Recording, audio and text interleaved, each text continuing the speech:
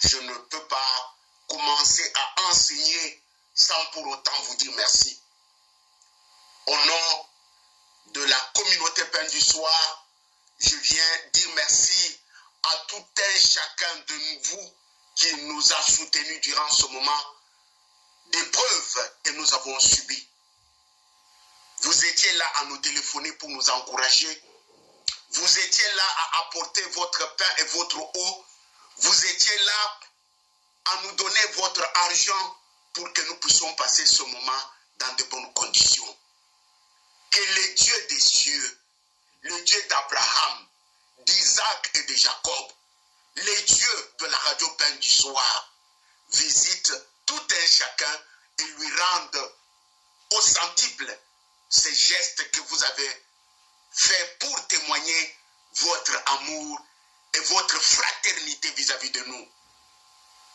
Par ces petits mots, je viens m'introduire dans vos maisons, vous dire encore plus merci, merci, merci. Le mot merci est petit, mais que le ciel s'ouvre sur tout un chacun et qu'il réalise que l'acte qu'il avait posé lui a apporté en retour la bénédiction de Dieu. Amen.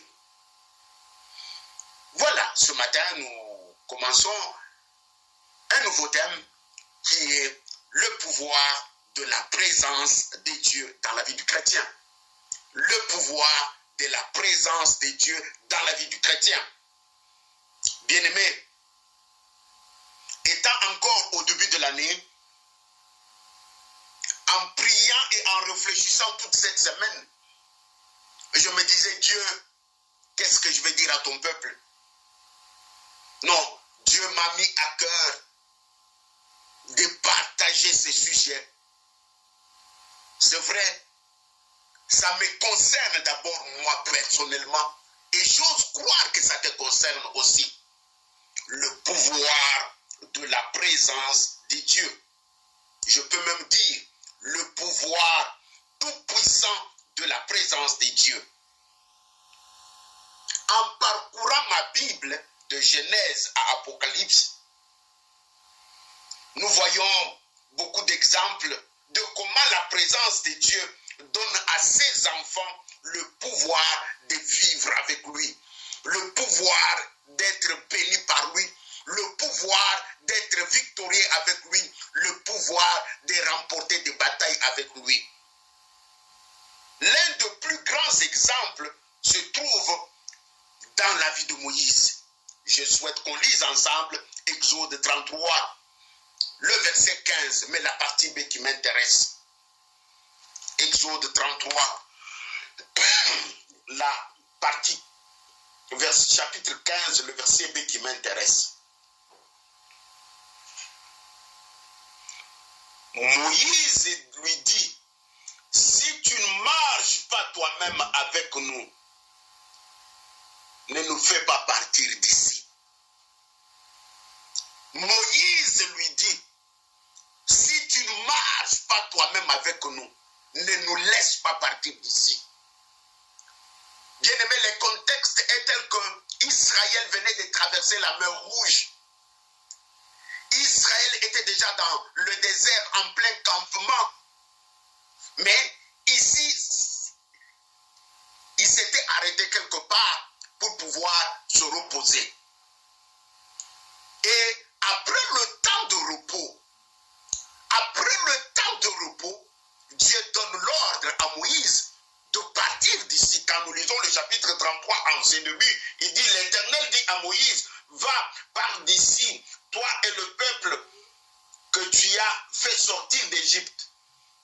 Monte vers le pays que j'ai juré de donner à Abraham, à Isaac, à Jacob, en disant, je le donnerai à ta postérité. Nous voyons le Seigneur notre Dieu donner l'instruction à Moïse de partir. Et Moïse répond à Dieu au verset 15 en disant, si tu ne marches pas toi-même avec nous, nous ne partirons pas.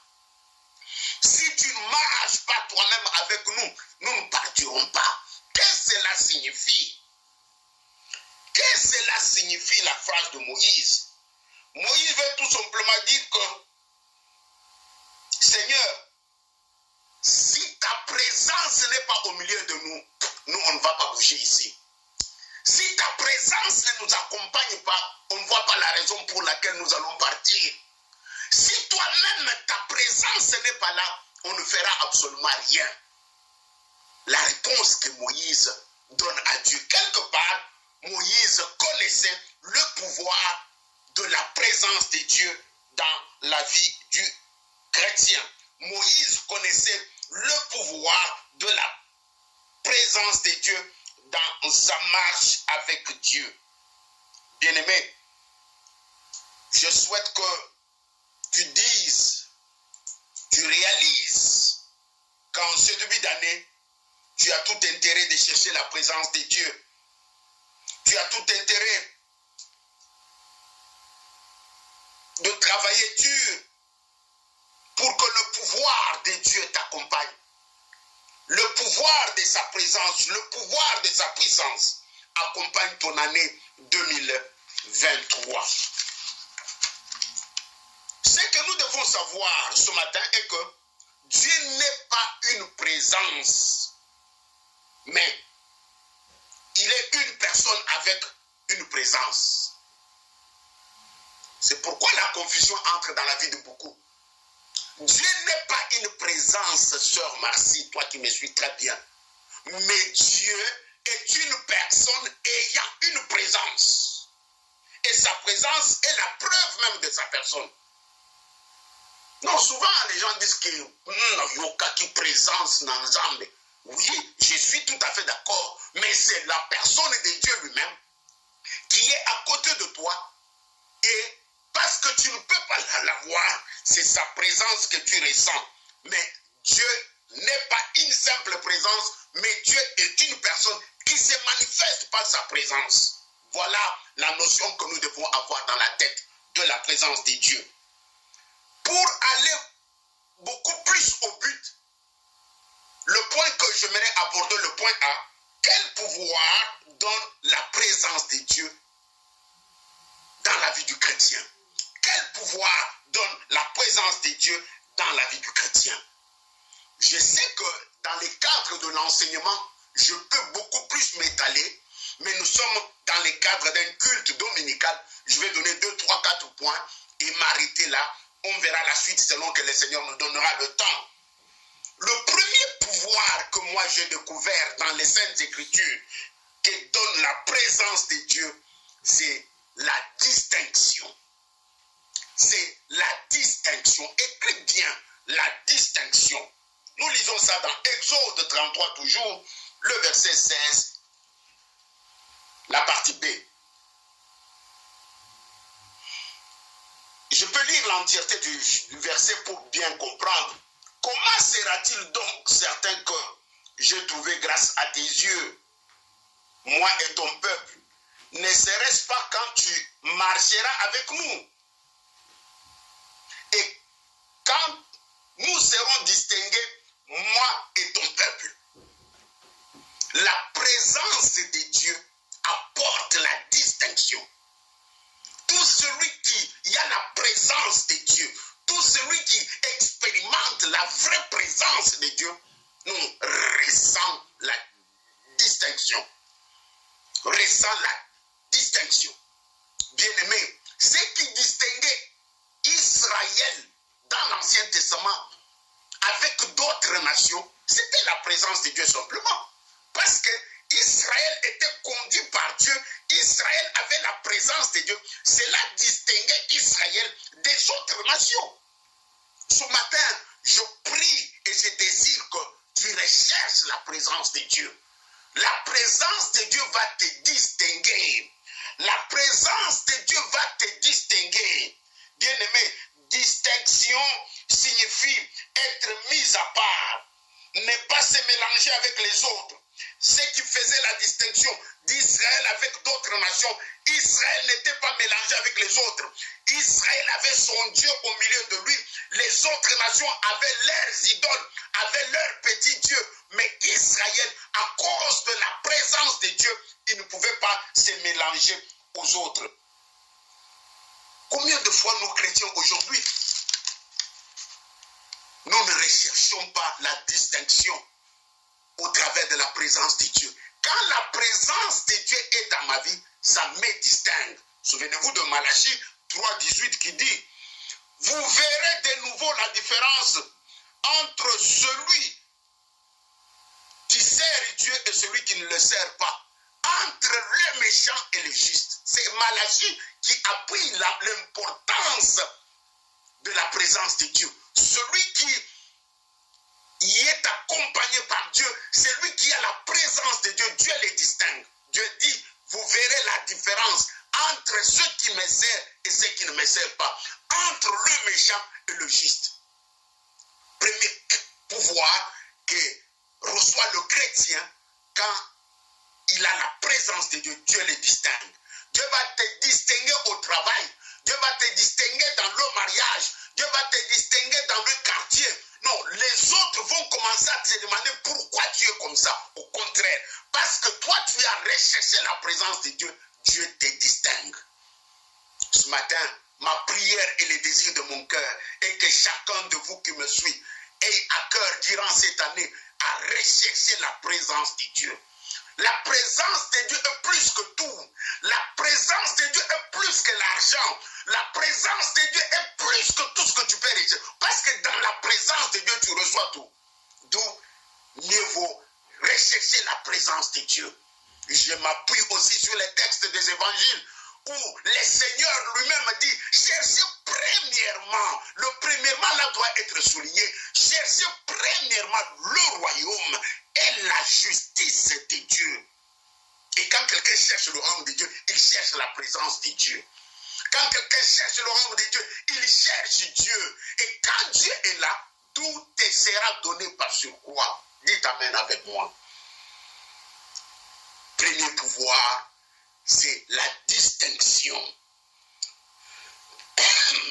Deuxième pouvoir qu'apporte la présence de Dieu, c'est la repentance. Nous voyons ça dans les livres de Jonas. Nous sommes dans l'Ancien Testament. Un instant. Nous sommes dans l'Ancien Testament, dans le livre de Jonas. Quelques minutes, je feuillette ma Bible. Dans le livre de Jonas, au chapitre 3, le verset 5. Je vais lire. Les gens de Ninive crurent à Dieu, ils publièrent un jeûne et se revêtirent des sacs depuis le plus grand jusqu'au plus petit. Je répète, les gens de Ninive crurent à Dieu, ils publièrent un jeûne et se revêtirent des sacs depuis le plus grand jusqu'au plus petit. Deuxième pouvoir que donne la présence de Dieu, c'est la repentance. C'est la repentance. Nous voyons dans ces textes, la prédication de Jonas a apporté à Ninive la présence de Dieu. Souvenez-vous que Jonas était cet évangéliste que Dieu a appelé à aller à Ninive pour annoncer la bonne nouvelle. Et quand nous lisons les livres de Jonas, on voit que la raison pour laquelle Dieu avait envoyé Jonas à Ninive, c'est à cause du mal accru, à cause du péché, à cause de la mauvaise vie qui était à Ninive. Eh bien, l'évangéliste Jonas arrive à Ninive. Le verset 5 nous dit, les gens de Ninive crurent à Dieu. Ils publièrent un jeûne et se revêtirent des sacs depuis le plus grand jusqu'au plus petit. C'est-à-dire que les gens de Ninive ont abandonné le mal. Ils ont connu la repentance.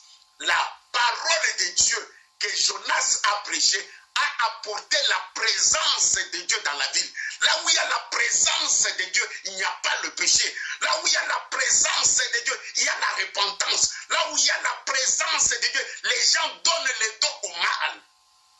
Tu veux que Dieu t'accompagne en 2023? Non, je prie que l'esprit de repentance entre dans ta maison. Je prie que l'esprit de repentance entre dans ta vie. Abandonne la mauvaise vie. Abandonne le péché. Abandonne tout ce que le Saint-Esprit te montre. Afin que tu puisses bénéficier de la présence de Dieu. Je vous ai dit ce matin que s'il y a quelque chose que les chrétiens doivent rechercher, ce n'est pas l'onction, ce n'est pas l'argent, mais parce que la puissance de la présence de Dieu en moi me donne l'onction. La puissance de la présence de Dieu en moi attirera l'argent. La puissance de la présence de Dieu en moi ouvrira les portes. La puissance de la présence de Dieu en moi apportera la guérison. Ce que tu as besoin en ce début d'année, c'est la puissance de la présence de Dieu dans ta vie, afin que tu dises comme Moïse, si tu ne marches pas avec moi, je n'irai pas. Ce matin, Dieu veut que chacun de nous expérimente la puissance de sa présence. Non, quand la présence de Dieu est là, le premier pouvoir, nous avons vu, il y a le premier pouvoir que nous avons vu ensemble, c'est la distinction. Le deuxième pouvoir, nous venons de voir, c'est la repentance. Bien-aimé, qu'est-ce qui est en toi qui t'empêche de vivre la présence de Dieu? Qu'est-ce qui est en toi qui t'empêche de vivre la présence de Dieu? Beaucoup de gens croient être avec Dieu, mais Dieu n'est pas avec eux. Nous, la Bible nous donne l'exemple de parents de Jésus. Ils venaient de Jérusalem. Après la fête, ils rentraient chez eux, à Nazareth. Mais ayant cru qu'ils étaient avec leurs enfants, arrivés à Nazareth, ils se sont rendus compte que Jésus n'était pas avec eux. Dans nos églises, c'est plein de gens aujourd'hui qui croient être avec Dieu. Dans nos maisons, il y a des frères et des sœurs en Christ qui croient être avec Dieu. Mais tant que tu ne recherches pas la présence de Dieu, sache que tu peux la laisser quelque part. Tu peux laisser la présence de Dieu quelque part. Les parents de Jésus, au commencement, ils sont partis avec leur fils Jésus. Ils étaient ensemble. Mais arrivés à Jérusalem, ils se sont perdus. Bien-aimés, où est-ce que tu as laissé la présence de Dieu? Où est-ce que tu as laissé la présence de Dieu? Où est-ce que tu as laissé la puissance qui est dans la présence de Dieu? Ce matin, le Seigneur sonne la trompette dans ton cœur. Le Seigneur te réveille. Le Seigneur veut que tu ouvres les yeux. 2023 ne sera pas facile, mais pour que tu remportes la victoire, pour que tu sois la tête et non la queue, tu y as besoin de la présence de Dieu. Amen. Troisième pouvoir que donne la présence de Dieu, c'est de faire disparaître nos ennemis. Faire disparaître nos ennemis. Je vais appuyer ça avec un texte biblique dans le livre de Psaume, chapitre 68, le verset 2 et 3. Dans certaines Bibles, c'est le verset 2, dans certaines Bibles, c'est le verset 3. Lisons ensemble le psaume 68, 2 secondes, je cherche, psaume 68, le verset 2, chez certains, chez moi, chez certains c'est 2, chez d'autres c'est 3. Je vais lire, comme la fumée se dissipe, tu les dissipes comme la cire au fond du feu, les méchants disparaissent devant Dieu. Je répète, comme la fumée se dissipe, tu les dissipes. Comme la cire se fond au feu, les méchants disparaissent devant Dieu. Dans la présence de Dieu, les méchants disparaissent. Les méchants disparaissent. Qu'est-ce que cela signifie? La présence de Dieu dans ta vie fera que ceux qui te veulent du mal soient incapables de te toucher. La présence de Dieu fera que ceux qui s'élèvent contre toi, les montagnes qui s'élèvent contre toi, Dieu est capable, sera capable de les faire disparaître. Les gens qui s'élèvent contre toi, Dieu est capable et sera capable de les faire disparaître. Bien-aimés, les montagnes représentent différents problèmes que nous rencontrons. Ça peut être les maladies, ça peut être le chômage, ça peut être une période de crise qui frappe la famille. Mais quand la présence de Dieu est là, Dieu dit qu'il est capable de faire fondre la montagne comme du cire dans le feu. matin, Dieu veut que sa présence te soutienne. La présence de Dieu fait disparaître le méchant. Lorsque la présence de Dieu est au milieu de nous, la personne ne peut pas connaître le mal. Personne ne peut nous faire du mal. Dieu dit à Moïse, je marcherai moi-même devant toi et je te donnerai du repos. Toujours dans Exode 33, le verset 14. Parce que Moïse avait décidé de marcher avec Dieu, Dieu lui rassure que je marcherai moi-même devant toi. Qui est cette personne-là qui va lever les doigts quand je marche avec Dieu? Quand la présence de Dieu est avec moi, qui est cet individu-là? Quelle est cette institution-là? Quelle est cette organisation-là qui va s'opposer à moi en tant qu'enfant de Dieu parce que je marche avec Dieu? Bien-aimé, la présence de Dieu dans ta vie fera que tu puisses nous échelonner, tu puisses franchir les barrières, tu puisses aller plus loin que tu ne le sais, tu puisses remporter des victoires non imaginaires dans ta vie à cause de la présence de Dieu. Troisième pouvoir, faire disparaître les méchants. Quand la présence de Dieu est là, le Seigneur s'élève. Le Seigneur s'élève. Le Seigneur devient un bouclier. Le Seigneur devient un rempart. Les flèches de l'ennemi ne t'atteignent pas. Les flèches de l'ennemi ne te frappent pas. Parce que lui, il est avec toi. Et il dit même dans sa parole que tout complot contre toi sera sans effet. Cela signifie que pendant que les méchants complotent de te faire du mal, lui-même s'occupe d'eux. Il va le faire disparaître. Ce matin, il est question de pouvoir qui accompagne la présence de Dieu. Quand tu as la présence de Dieu, même les méchants auront peur de toi.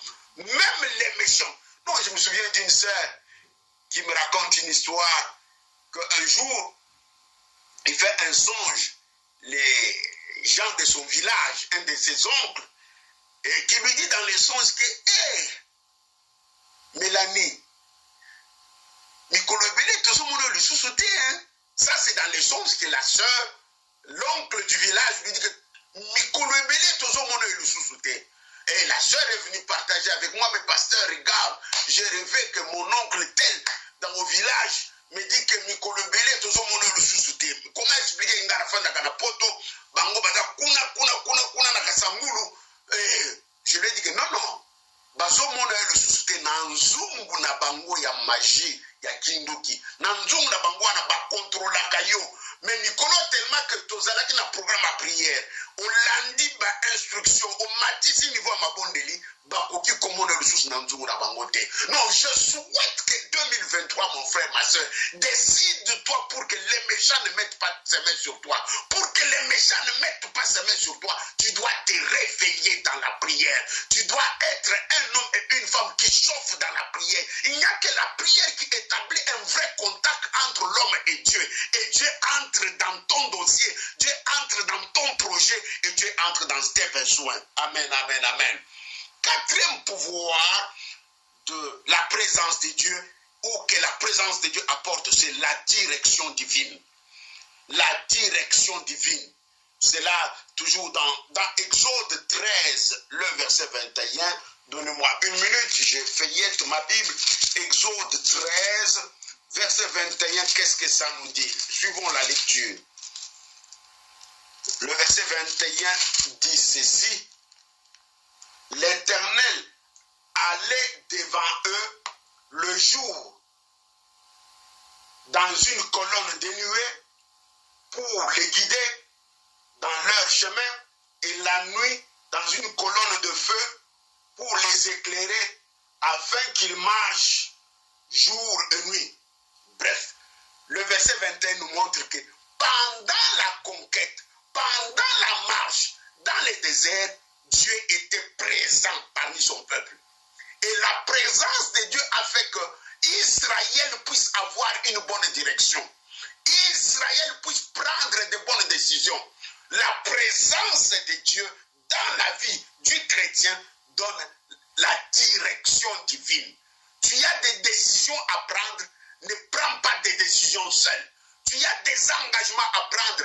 Cherche la présence de Dieu. Quand la présence de Dieu est en toi, cela te donne un pouvoir de bénéficier de la direction divine. La direction divine, c'est la bonne direction. La direction divine t'amènera dans ton Canaan. La direction divine t'amènera sur le chemin de ta destinée. La direction divine t'aidera à entrer dans le plan merveilleux que Dieu a tracé pour toi.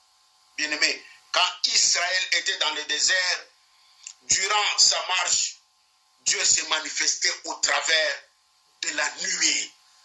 Je souhaite que la présence de Dieu se manifeste aussi dans ta maison, que la présence de Dieu se manifeste aussi dans ta vie. Le but de la nuée était de donner la direction. Quelle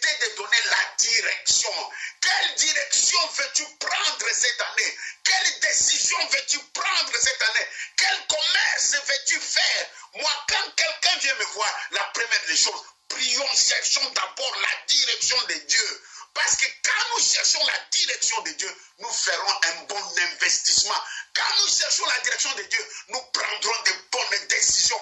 Quand nous cherchons la direction de Dieu, nous ferons de bons choix.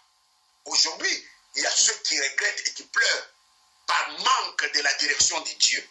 Alors, je ne peux pas me séparer avec vous sans pour autant montrer un peu quelles sont les clés qui peuvent nous aider à activer la présence de Dieu. Quelles sont les clés qui peuvent nous aider à activer la présence de Dieu? Je vais dire, première clé qui peut m'aider à activer la présence de Dieu, c'est avoir le culte personnel. Culte personnel. Certains parlent avoir un lieu secret où tu rencontres Dieu. Tout celui qui n'a pas un lieu secret, qui n'a pas le culte personnel, ne peut pas vouloir vivre la présence de Dieu. Non, non. Oublie ma soeur, oublie mon frère. Les secrets pour que la présence de Dieu t'accompagne, tu dois avoir un culte personnel tous les jours. Je dis ça autrement. Avoir un lieu secret où tu rencontres Dieu toi-même tous les jours. Bien-aimé, qui dit culte personnel, fait appel à la prière, fait appel à la méditation, fait appel à l'adoration.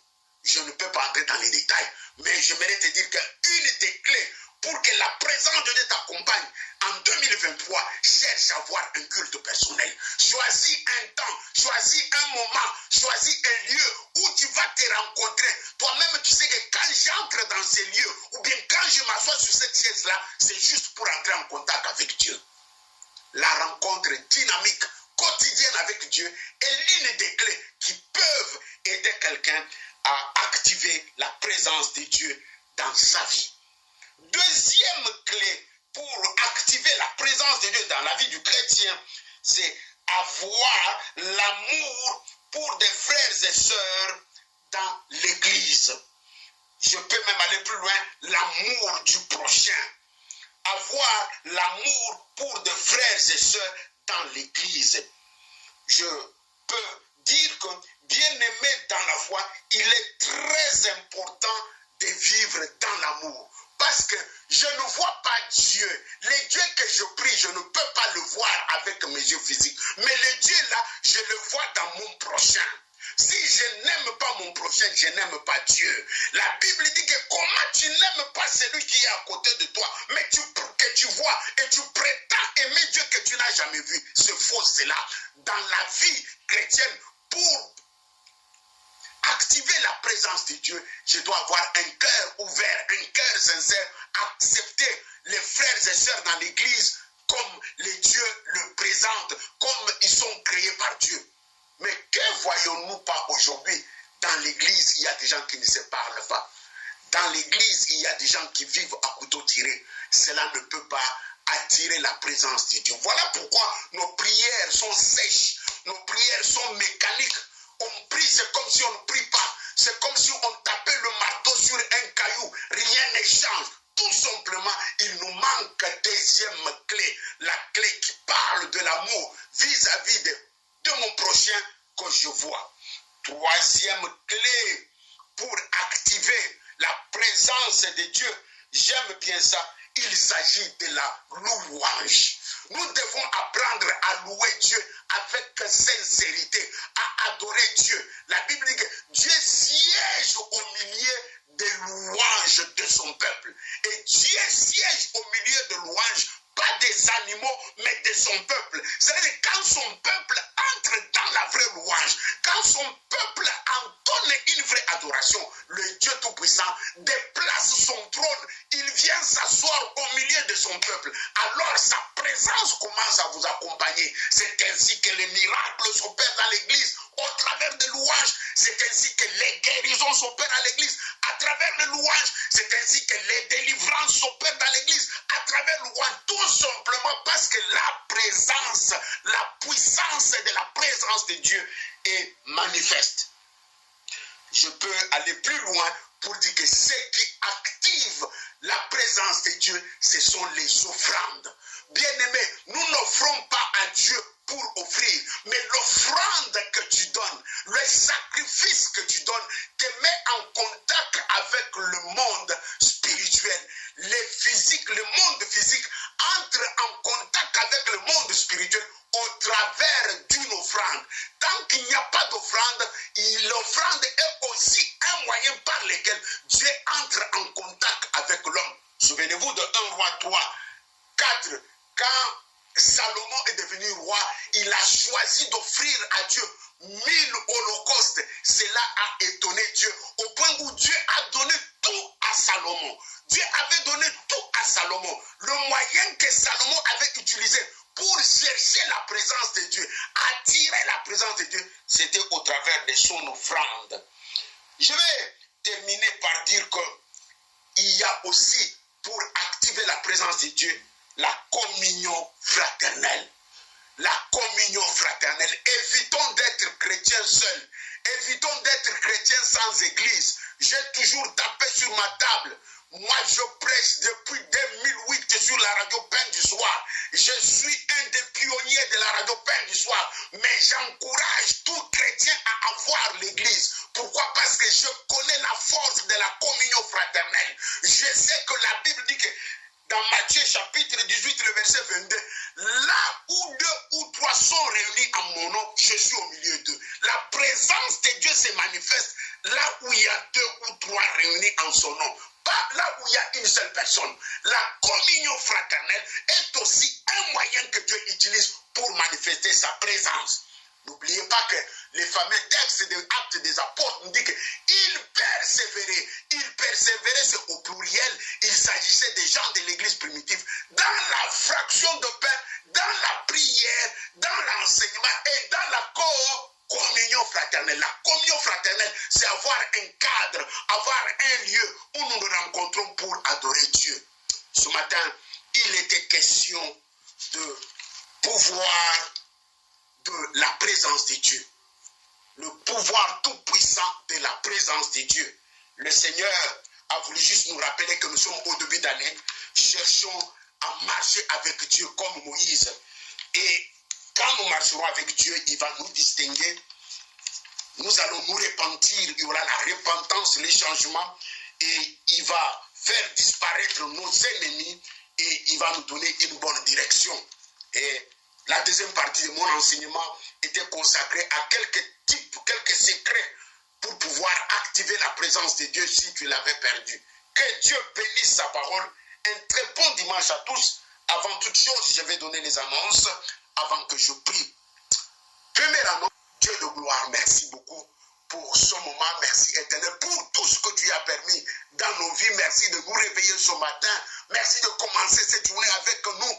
Merci éternel de marcher avec nous. Merci de nous conduire comme tu conduisais Israël dans les déserts. Je bénis ton nom pour la parole de ce matin, ta puissance et ta gloire au nom de Jésus. Amen.